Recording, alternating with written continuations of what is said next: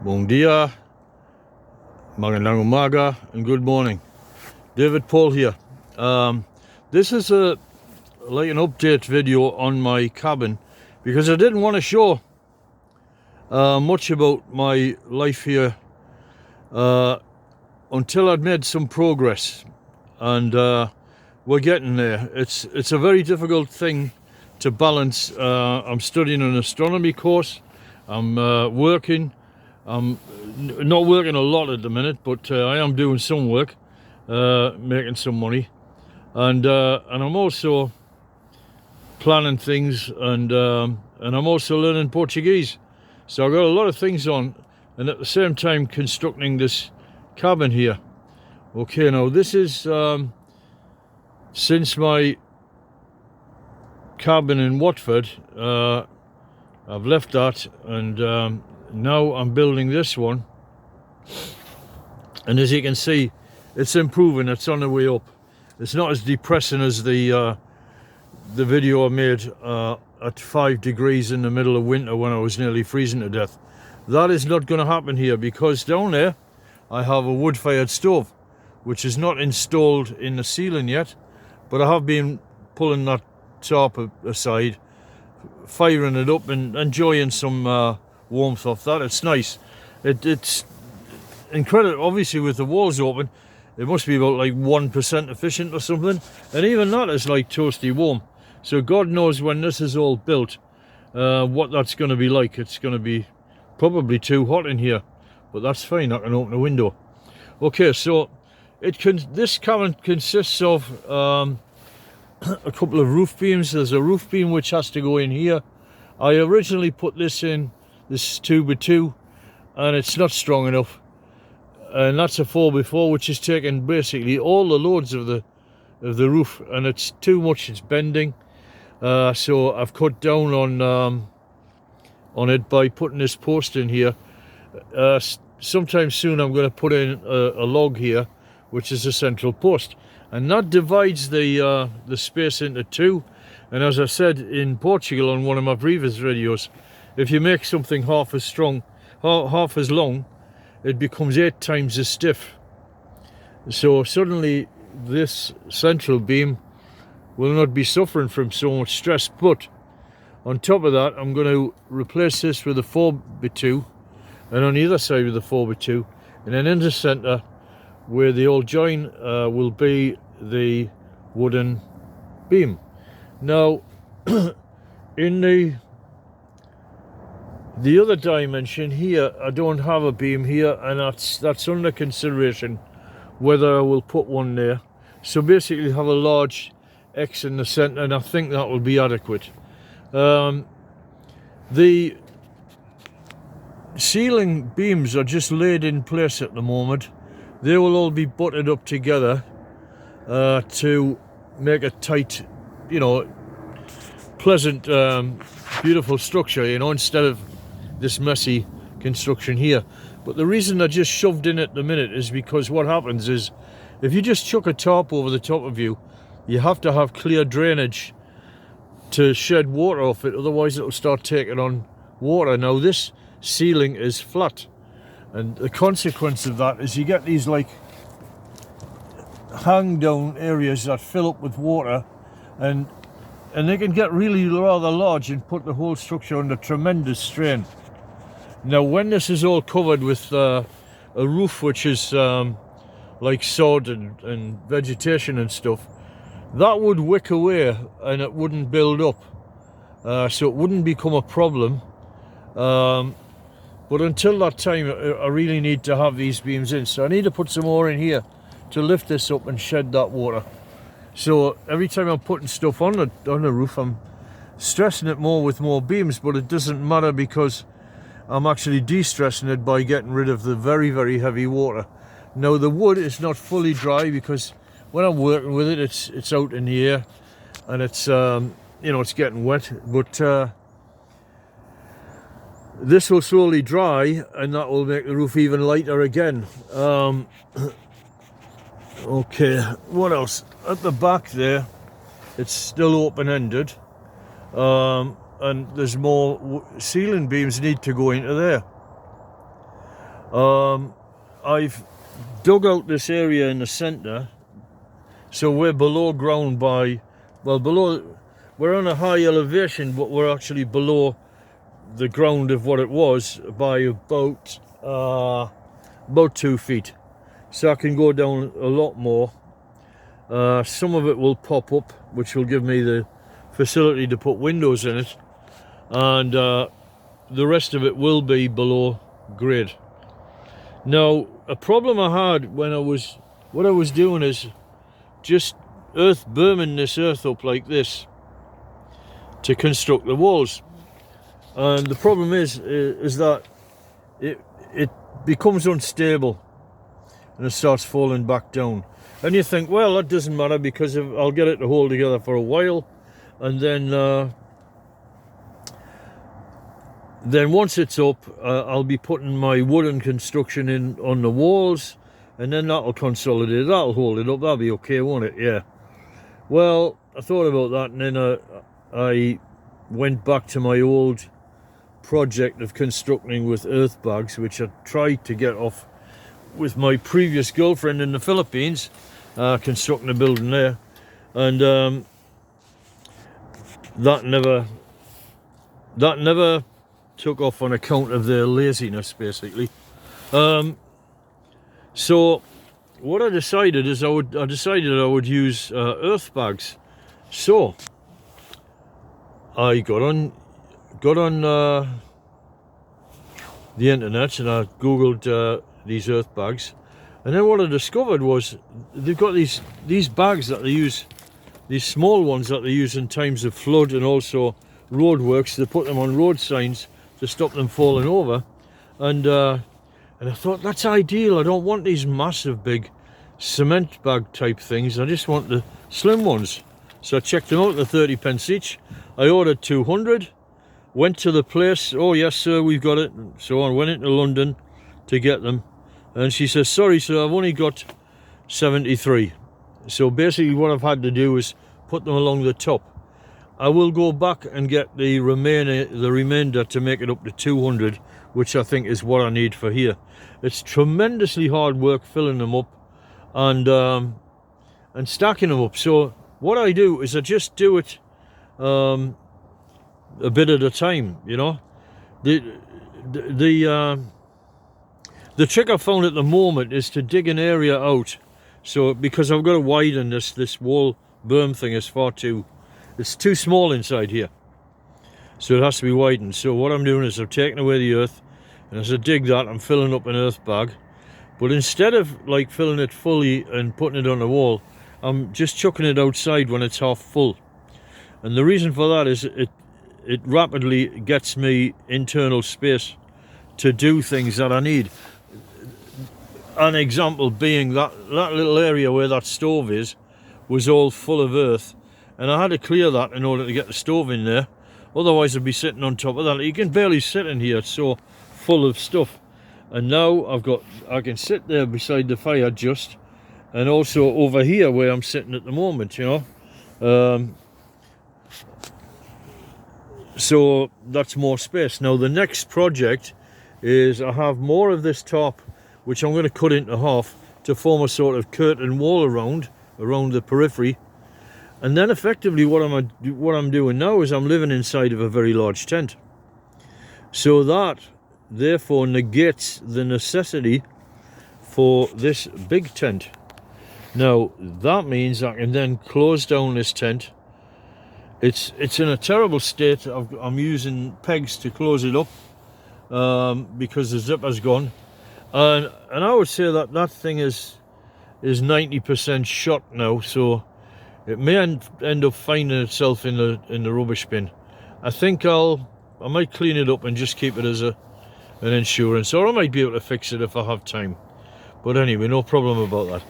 But once that goes, of course, I have a large bed, which a normal size single bed, camp bed, but it's a normal size, and I will get a mattress for the top of that, and then I'll have a proper bed which will go in here. And the idea is I'll sleep over on this side, which means I'll lie in bed and I'll be able to look at the fire, which will be over there.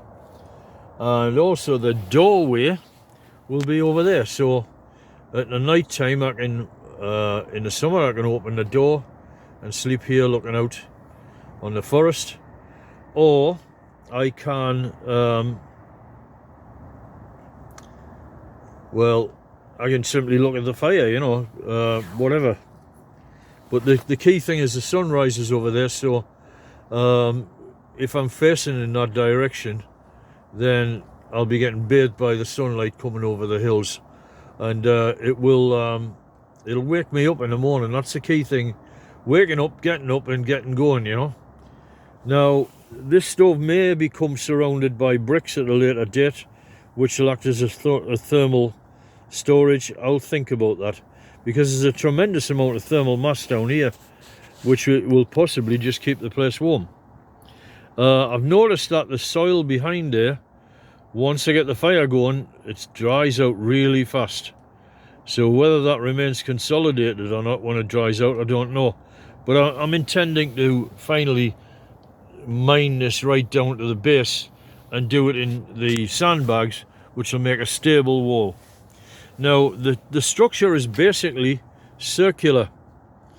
It's 12 faces. I think it's called a duodecahedron or something like that.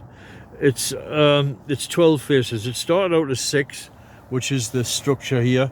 So it was going to be a hexagon, and then I discovered that I can make it more round, because I want to test out living in round structures. Unless you've done it, you don't know the advantages of such things. So I'll go to the most round thing that I can. I would advise anybody doing this kind of thing to work in factors of 3. With me, it's always the mathematics, you know. So you want to be having a structure which is multiples of 3. So you could have a 3-sided structure, which would be a bit restrictive, an equilateral triangle. Or you could have like a 6 one, which is the first intention. Or you could go to 12, which will make it more round. And then you can go up to 18 and so on, as much as you want. But the key thing about the 12 one is that it allows you to start bending the timbers round in the manner that they do with a yurt. I'll explain that at a later date, but the timbers don't want to bend round in a curve. So what you do in a yurt is they're angled up, so that they're actually not really bending. They're bending along the length of the wood rather than across the wood like that, because they're partially standing upwards. So the twist on the wood is much less, and obviously the more of these panels that you put in, the less you have to rotate at each panel, and the more round the structure will become. And in the end, you can actually have a yurt which is round. And that's that. I think I'm going to use the earth as the primary structural support. Maybe, I don't know about that. It's going to be a combination of the two. So if anything ever went wrong with the woodwork, the earth walls would take the load, and if anything went wrong with the earth walls, the woodwork will take the load. So it will be one central log in the middle. I put a log in just for the style, and they're strong and they're big and they're incredibly, you know, resistant to compressive force. And I'll put another 4 dotted around at various places near where the bed is and so on, which should give some more support there. And that's it. So I think things are getting a lot more positive here now, and over this Christmas, the Christmas vacations, I'm going to be working in here, and I hope to get it substantially complete. But it's becoming a pleasant place to be. The problem is there's a roadway quite a distance away, but it's got a lot of traffic, and you might be able to hear the noise of that. So I want to get rid of that noise. So once the structure is complete and covered over, that noise will just be completely switched off and it'll be silent in here. And it should be an extremely pleasant place to live. In fact, I'm enjoying living here so much now that it's a bit of a competitor for Portugal. But Portugal is the ultimate goal. But however, I've said before that I want to construct a tiny house of some sort in Portugal. The task is so immense that will also become pleasant to live in the tiny house constructed within the house, if you know what I mean. But that's for a few months from now. After this Christmas, I'm going to do some more work. I have £2,000 worth of mortgage to pay off on the house in Portugal. Then I'm mortgage free. Then I can really start to make plans. I'm doing well financially because I'm not paying rent.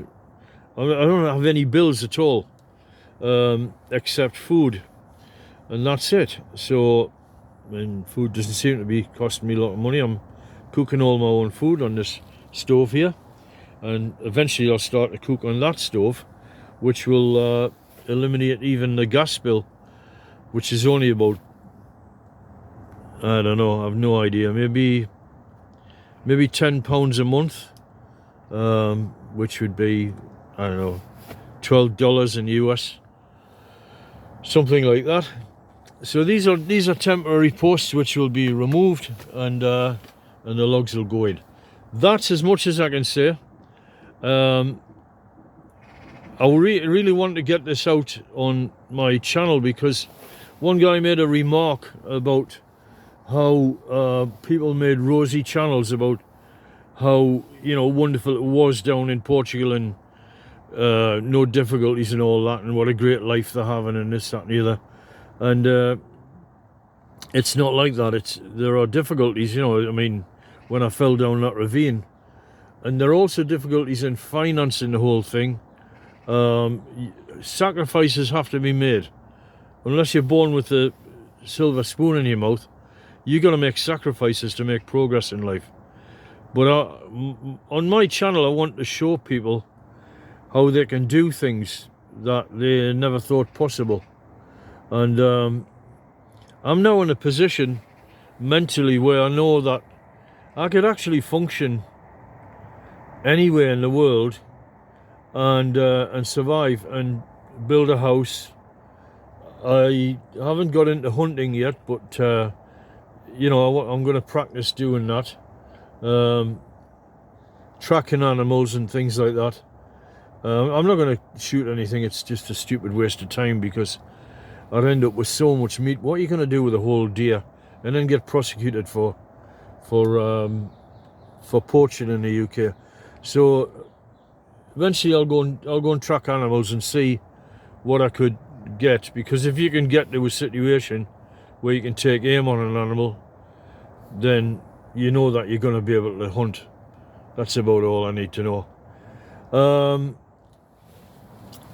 And that's it. I'm doing a carnivore diet, a substantially high meat diet, so on that kind of a diet I could last in the wild no problem.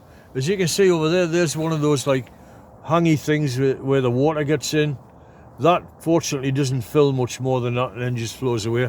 Some of them become very useful. I think you can just see the water in the bottom because you can wash your hands there, you know.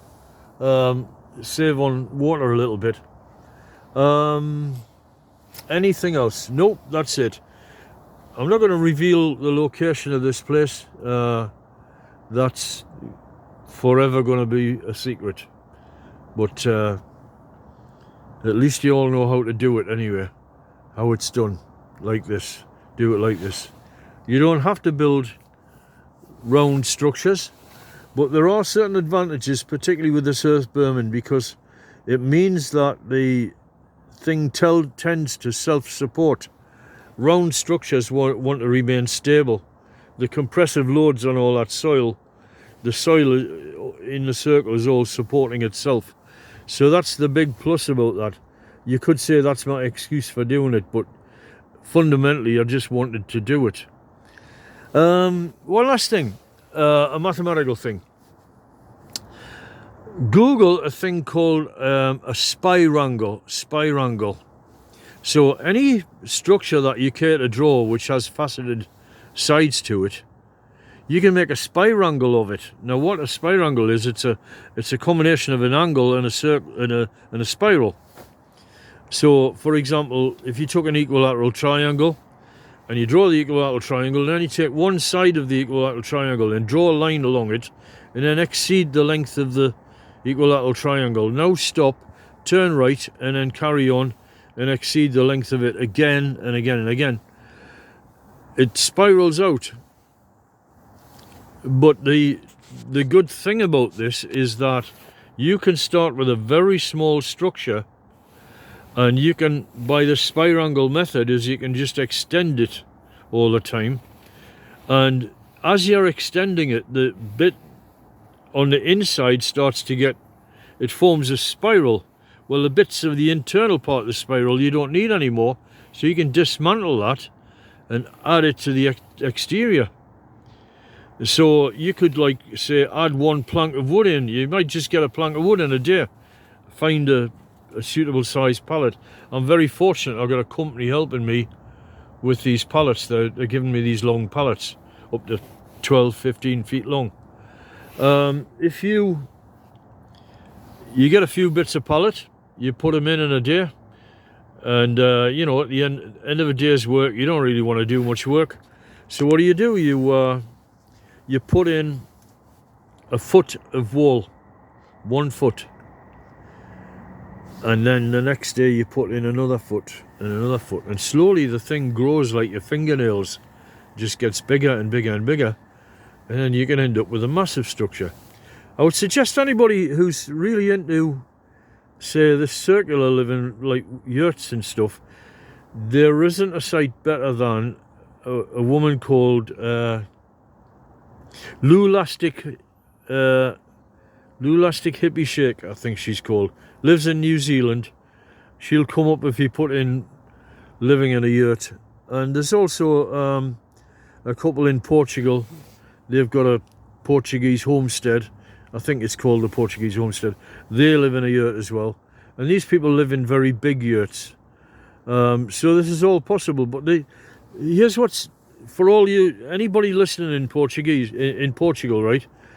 What's bad about the whole yurt idea is this: they cost so much, they're so damned expensive.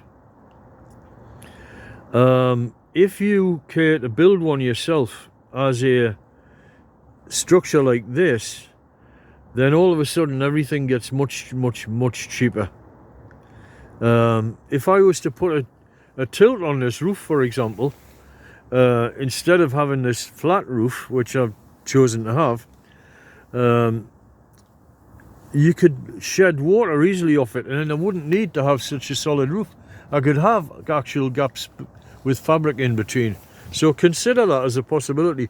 Personally, this is fundamentally a cabin.